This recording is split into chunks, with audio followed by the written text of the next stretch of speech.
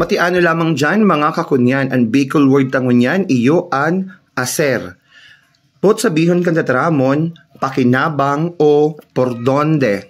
So por donde, pwede naghali man sa Spanish term na por donde o donde.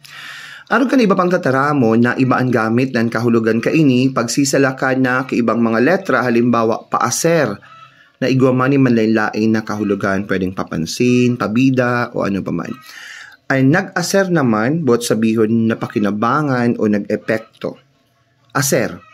Halimbawa, hinapot kan sarong lalaki ang sa iyang kainuman ngaya, "Badi, tanyuga daw si Padi, arama kung nag-aser na lamang subitsin na hinalo ta sa gin." Aber daw, pasiri daw sa comment section sa baba, kigamit ka na aser sa imo man halimbawa nan pataratara.